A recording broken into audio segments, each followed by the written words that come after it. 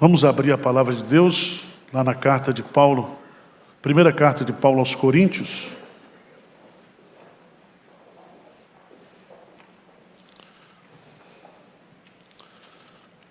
A partir do versículo 23.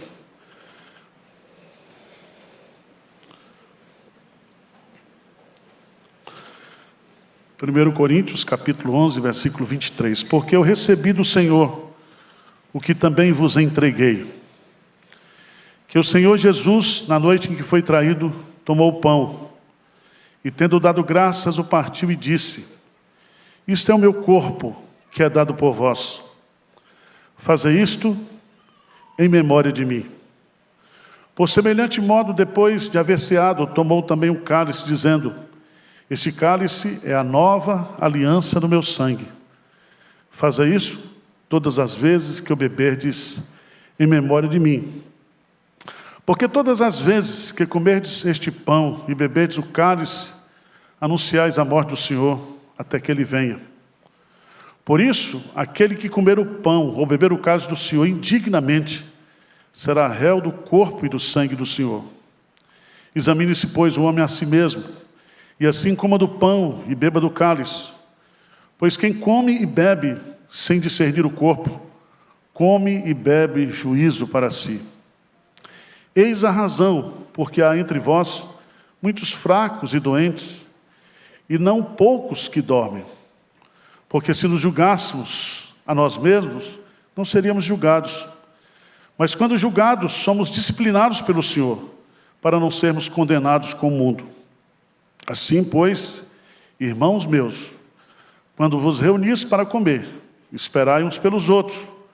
Se alguém tem fome, coma em casa, a fim de não vos reunirdes para juízo. Quanto às demais coisas, eu as ordenarei quando for ter convosco. Eu quero meditar com vocês, nesse dia de Santa Ceia, como participar corretamente da ceia do Senhor. Às vezes a gente estuda esse assunto apenas do ponto de vista doutrinário, quando estudamos os dois sacramentos, o batismo e a ceia do Senhor. Mas às vezes nós precisamos ter um entendimento, um discernimento espiritual, principalmente na prática da participação da ceia do Senhor. Às vezes torna-se uma prática automática. E às vezes você faz isso automaticamente, sem refletir, sem pensar no que você está fazendo. E eu queria, à luz desse texto,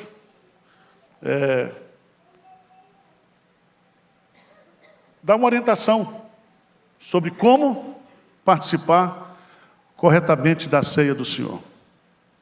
Amém? Em primeiro lugar, vamos entender a origem da ceia do Senhor. Veja no versículo 23 o que Paulo diz: porque eu recebi do Senhor o que também vos entreguei. Então a origem da ceia do Senhor está no próprio Senhor Jesus Cristo. Na noite em que ele foi traído, primeiro, ele com seus discípulos, que eram judeus, lá no cenáculo, eles participaram da Páscoa, celebração da Páscoa, comemoração da saída do Egito. Todo judeu fazia isso. Dos vários elementos que existiam na ceia pascal, o Senhor escolhe apenas dois elementos. Ele escolhe o pão e escolhe o vinho. E Paulo diz claramente aqui: porque eu recebi do Senhor. Se foi por revelação, se foi por instrução apostólica, se foi por inspiração do Espírito Santo, Paulo está mostrando aqui que aquilo que ele está passando para nós, quanto à ceia, ele recebeu do Senhor.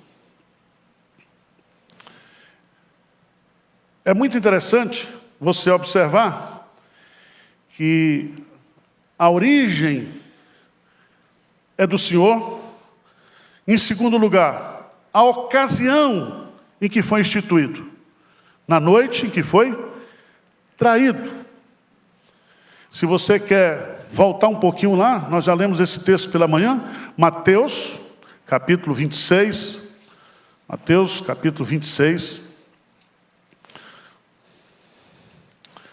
versículo 26 em diante, você observa que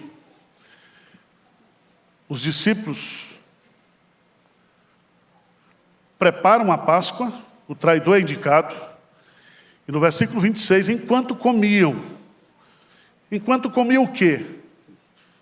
Eles tinham lá o bode assado, eles tinham as ervas amargas, eles tinham o pão, eles tinham o vinho.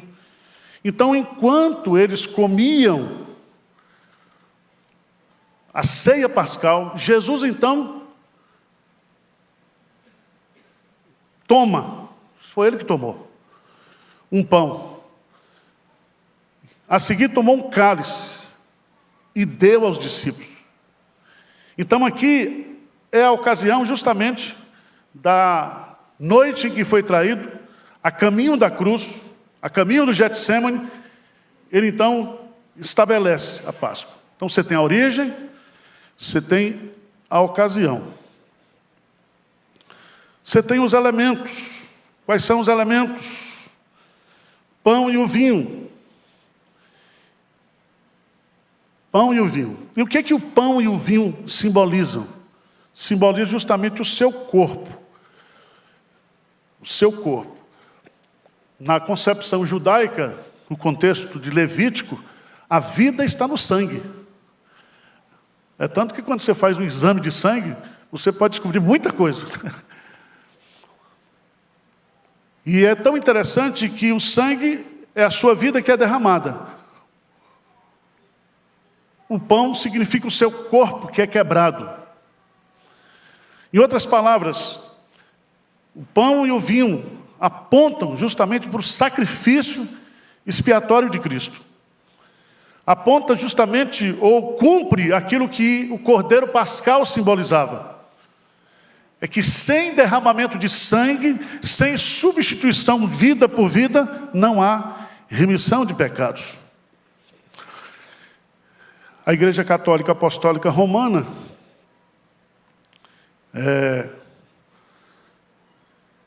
criou uma teoria de que quando você pega o pão e o vinho, existe um processo de transubstanciação. Ou seja, aquilo ali se torna de fato o corpo de Cristo. Quem veio da Igreja Católica sabe que o padre fica com o melhor, que é o vinho, e dá a hóstia para você.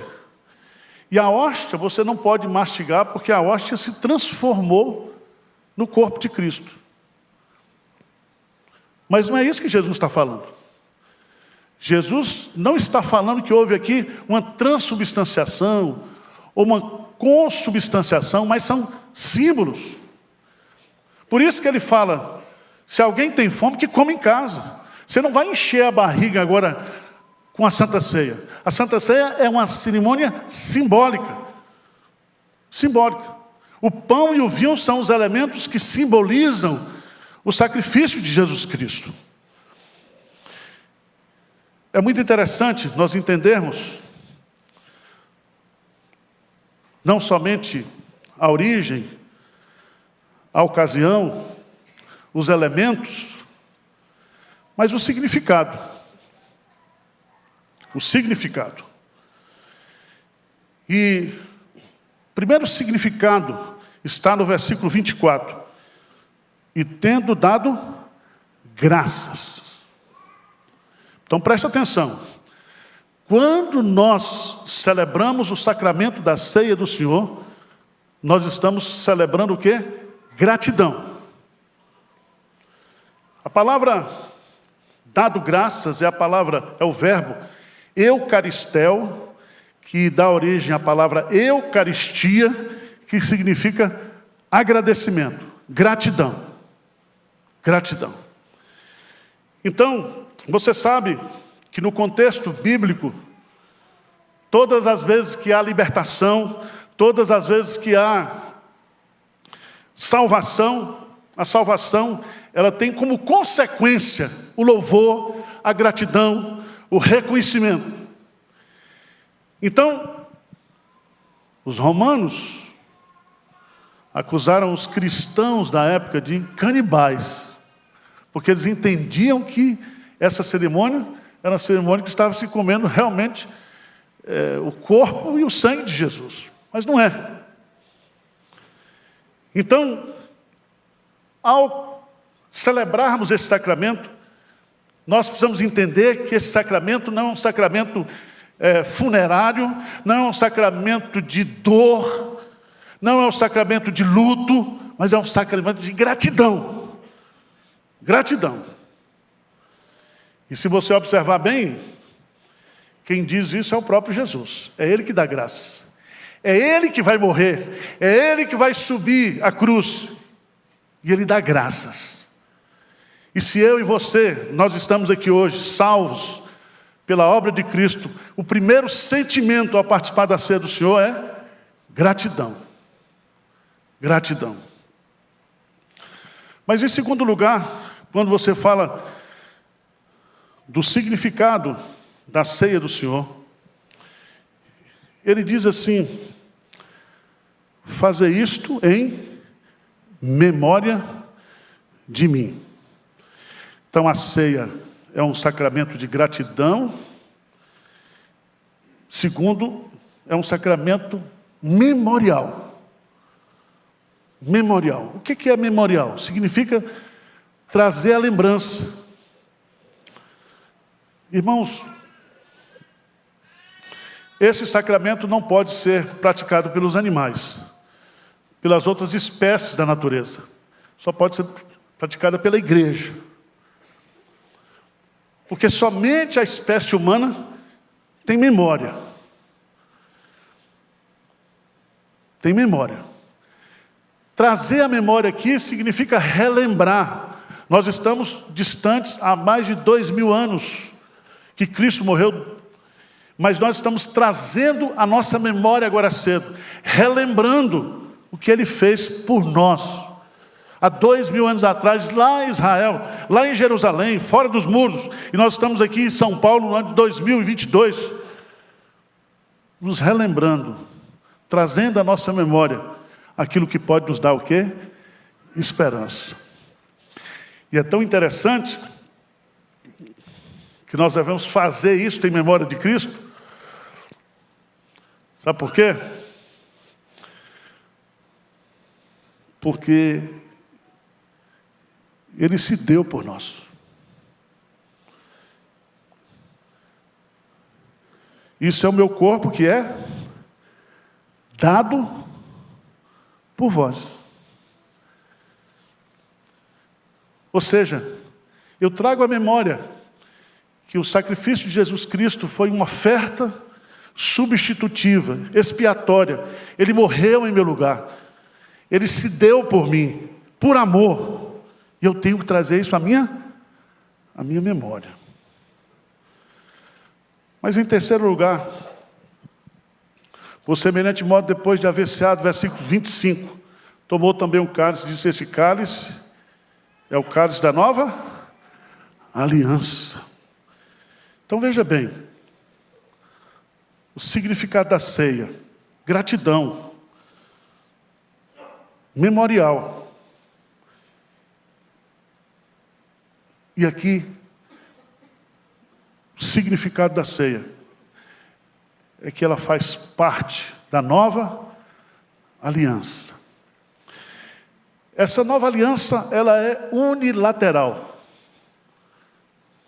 Essa nova aliança está descrita, por favor, dá um pulinho lá, só para você entender. Hebreus, capítulo 8. Você vai encontrar o que acontece conosco a partir da nova aliança. A velha aliança, ela é a aliança do Antigo Testamento, aliança mosaica.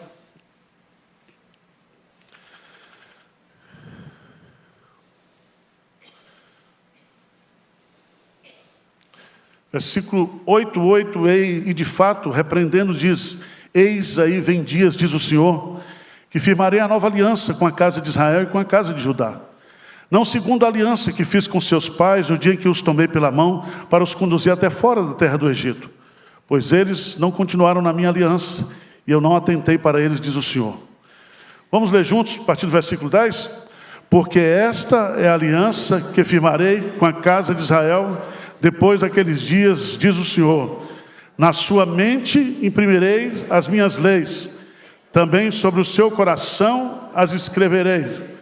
Eu serei o seu Deus, e eles serão o meu povo. E não ensinará jamais cada um ao seu próximo, nem cada um ao seu irmão, dizendo: conhece ao Senhor, porque todos me conhecerão, desde o menor deles até o maior. Pois para com as suas iniquidades usarei de misericórdia, e dos seus pecados jamais me lembrarei. Há 3 promessas básicas nessa nova aliança. Primeiro, que essa nova aliança, ela se fundamenta num conhecimento interior, num relacionamento pessoal interior com Deus. Não é algo externo, não é algo sacrificial, mas a nova aliança trouxe regeneração, conversão, para a minha vida e para a sua vida. Então, a nova aliança significa regeneração, conversão verdadeira. Quando ele diz que imprimirá na nossa mente, no nosso coração, e ele vai ser o nosso Deus exclusivo, isso é possível através da regeneração. E aí o selo do Espírito Santo, o Espírito Santo vem habitar dentro de nós.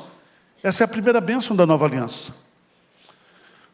A segunda bênção, no versículo 11, é o conhecimento, é o aprendizado, é a caminhada de aprender com Deus, de conhecer Deus.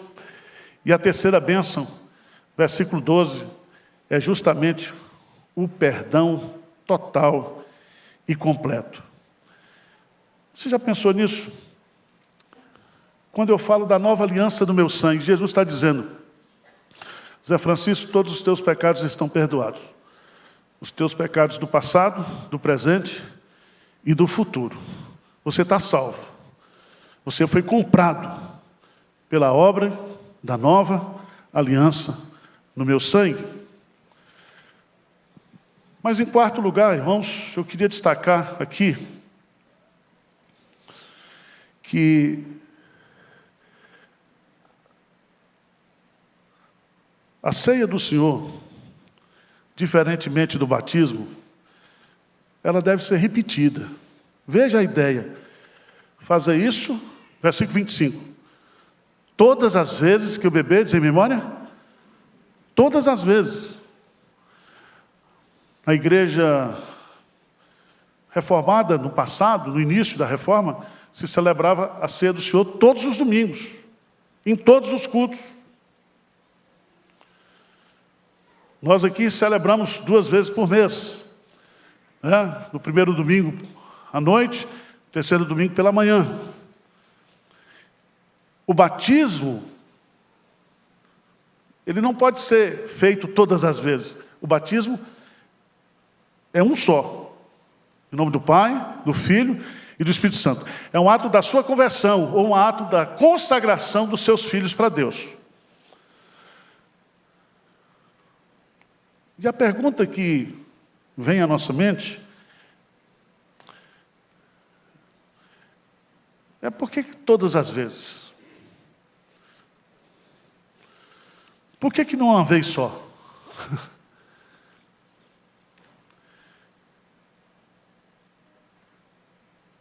E aqui eu queria que você entendesse que todas as vezes que nós comemos o pão e bebemos o cálice, nós nos identificamos como povo de Deus, como igreja de Deus. Numa linguagem, seria mais ou menos como se você fizesse um processo de reatualização da sua salvação e de quem você é. Por isso que ele vai, no versículo 28, diz assim: examine-se, pois, o homem a si mesmo, e assim coma do pão e beba do cálice.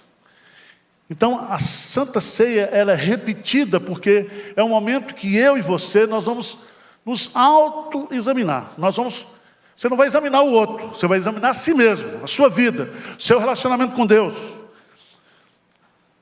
Você vai examinar a sua vida para saber, será que eu sou crente mesmo? Será que eu estou dando testemunho? Será que eu estou vivendo como igreja? Será que de fato eu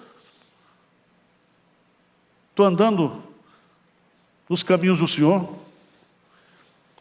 Mas ele diz: examine-se e coma.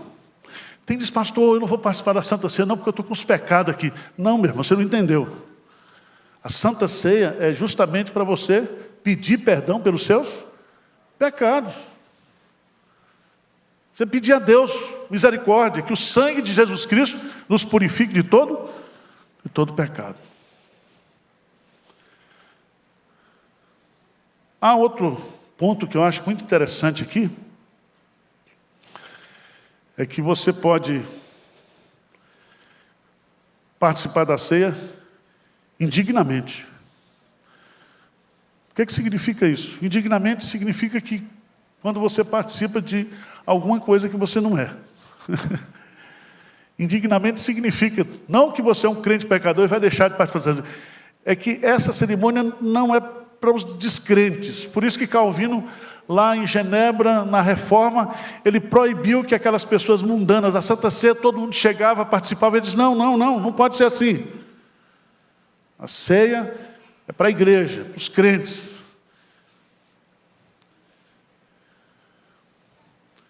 E é preciso, ao participar da ceia, que a gente tenha discernimento espiritual. Por isso que a gente não dá Santa Ceia para criança. Esse discernimento espiritual aqui é uma compreensão, né, de você entender que a ceia é gratidão, é memorial, é a nova aliança. Você tem que ter uma compreensão exata do que você está fazendo.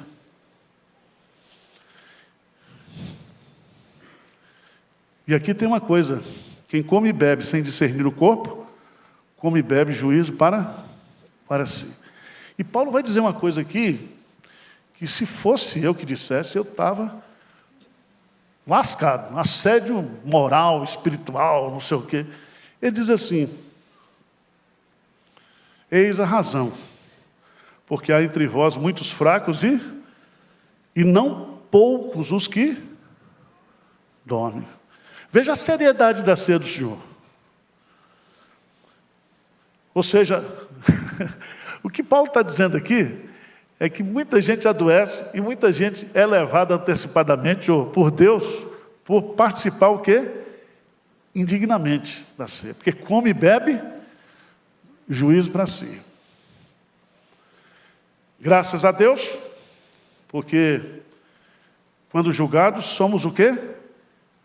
Disciplinados. Não somos condenados. Somos o quê? Disciplinados. E Deus ama, Deus disciplina a quem? A quem ama. Então a morte de um crente pode ser uma disciplina. Pode ser uma disciplina. E eu fico fazendo oração: Senhor, me erra, por favor. Ou então, produz quebrantamento no meu coração. Eu não quero participar. Nós não podemos, irmãos, banalizar aquilo que é sagrado. Aquilo que Deus trata sério. Nós não podemos. Então, curve a sua cabeça, feche os seus olhos aí. Examine-se o homem a si mesmo.